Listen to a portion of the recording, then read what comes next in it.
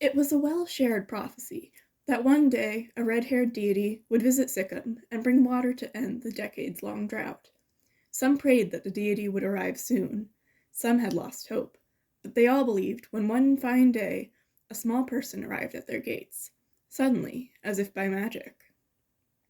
As the traveler looked around, townsfolk gawked at them, not for the unusual androgynous fashion they showed, but for the ginger hair that framed their face.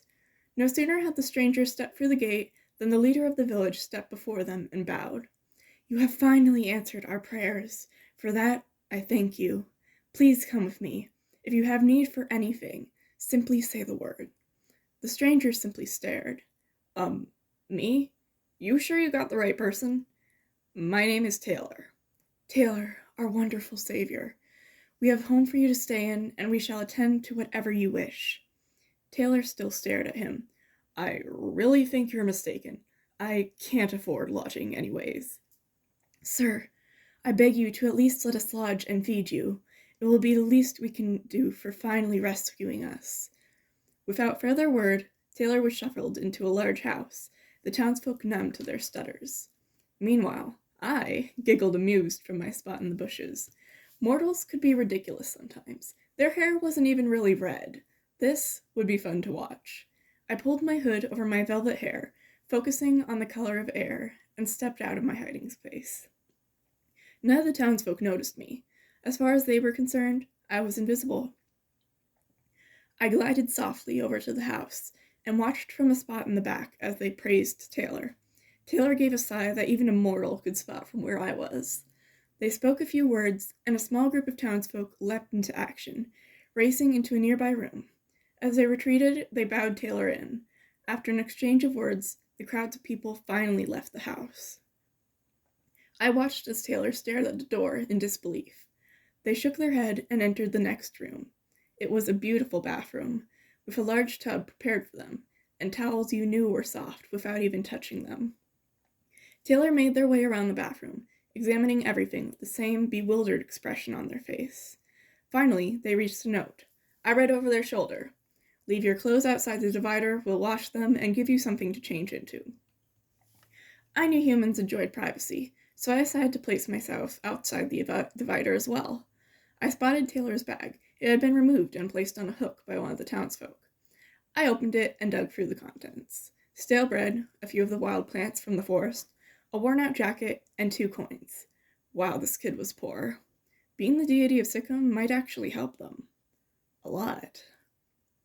I stumbled back as the front door opened. A small girl entered, carrying a stack of clothes. She set them down outside the divider and picked up Taylor's tattered garments, another thing making it hard to imagine them being the prophesied deity. My finger ran along the hem of my own robe of silk. It had been given to me for taming a wild beast about a century ago. I was used to lavishness. This young mortal would probably love my lifestyle. And as long as they didn't let greed consume them, I just might let them have it. I toured the finely made home and watched as Taylor picked up the clothes set out for them, a rather fancier version of the outfit they'd have been wearing. A pale tunic, pronounced by a jeweled belt and embroidered vest. They put it on and stood before one of the many mirrors in the house, ruffling their damp hair. They toured the house just as I'd done, before taking a deep breath and opening the door. Applause greeted the sight of Taylor in their new garments as the leader approached them. "I hope we did decently in choosing your outfit.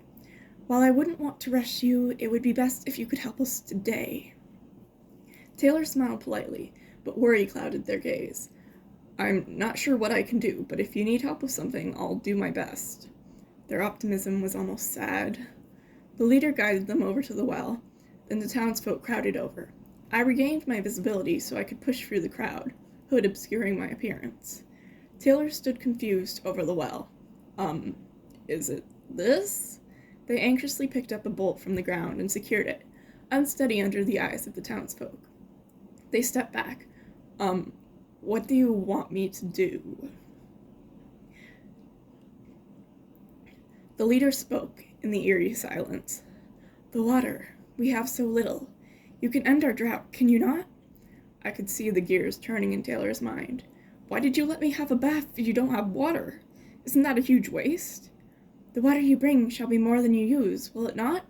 Taylor was visibly shaking now, fear in their eyes. I'm not who you think I am. I can't just... They placed a hand on the well, and I saw my chance. I focused on the water deep below the surface, and willed it up into the well. As cheers echoed through the town, Taylor looked around helplessly. They spotted me. She has red hair. What makes you think she's not the deity? They pointed, but I was faster. My hair was brown before the first head turned. I turned my head too, as if searching for who they were pointing at. They watched me as the crowds shuffled them back to their house, and the angry shock as my hair turned back to red before their eyes made me laugh. Later in the day, I was eating with the townsfolk at the feast, my dull brown hair making me blend into the rest, when an armored man approached me. The deity has requested a one-on-one meeting with you, miss. Well, Taylor may not be a deity, but they were sure smart.